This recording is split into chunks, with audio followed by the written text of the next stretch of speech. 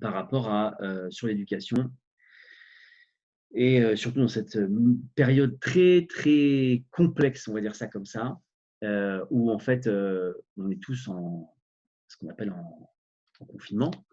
On a les enfants à la maison, qu'Hachem les bénisse, mais les enfants, ce sont des boules d'énergie et alors en temps normal, ils sont à l'école, donc on les a beaucoup moins, à la maison, mais quand ils sont, de 7 heures du matin pour les plus chanceux, il y en a encore plus chanceux, c'est moins chanceux, c'est que c'est quand ils ont des enfants, ils se lèvent à 6-5 heures du matin, là, ça commence à être sympa. Mais en tout cas, on va dire à 7 heures du mat, quand les enfants commencent à être réveillés, que les parents sortent à peine du lit et qu'ils sont encore dans le truc et qu'ils commencent à découvrir la mise en place, la nouvelle mise en place de la maison, les changements, l'eau par terre, la vaisselle cassée, le chocolat sur les murs, et j'en passe et des meilleurs. Bon, et ceux qui, je pense qu'il y en a beaucoup qui savent de quoi je parle.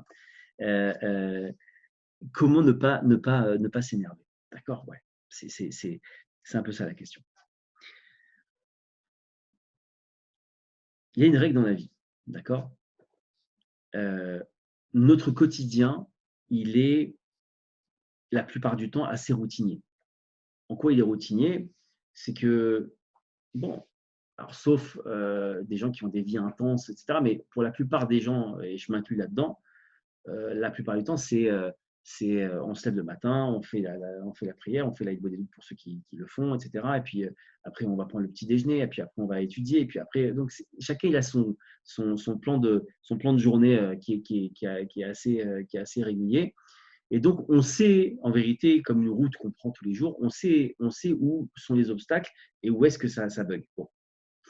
Euh, de vous à moi, je pense que tout le monde sait que, surtout dans cette période de confinement, on sait qu'une des sources de la colère, c'est les enfants. Alors, le conseil que j'ai envie de donner ce soir, c'est de préparer sa journée. Préparer sa journée, alors c'est un conseil que je donne pour les enfants, mais encore une fois, c'est valable pour toutes les personnes qui, euh, qui veulent que la journée se déroule bien, d'accord. La première chose à faire, c'est de commencer à faire une petite prière à Hachem. Hachem, je sais que déjà hier, les enfants m'ont repeint la maison, qu'ils ont changé la place de tous les meubles, qu'ils ont touché aux bijoux de ma femme, que j'en sais rien, qu'ils ont cassé, ça fait la 4e fois qu'ils cassent l'ordinateur. Je t'en prie, donne-moi la foi que même mes enfants, c'est toi.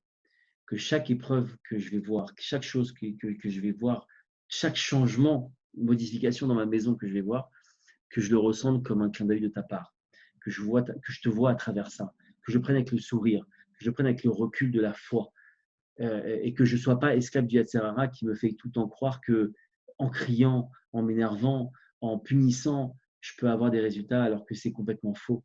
Faites le test, et souvent je le dis, faites le test. Euh, la punition ne résout rien. Pourquoi? Le simple test, il y a un test à faire qui est très simple.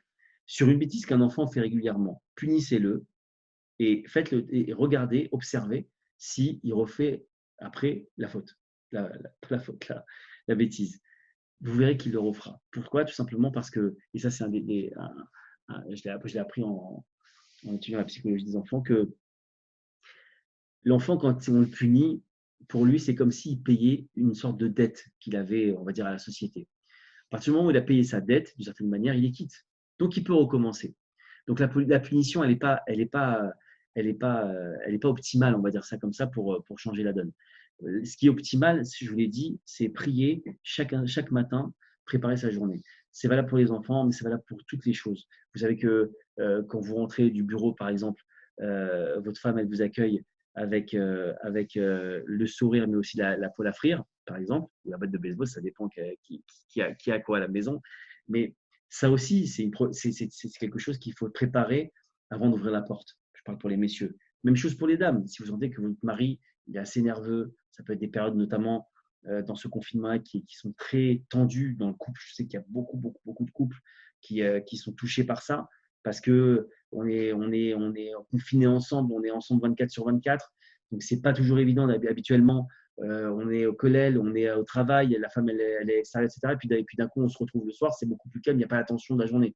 Mais là, on se retrouve avec les enfants et le couple toujours ensemble l'un sur l'autre. Donc, évidemment, l'électricité est très présent. Il faut préparer cela aussi. Donc, chaque instant, il faut il faut savoir quels sont nos instants qui sont compliqués et évidemment faire le point là-dessus.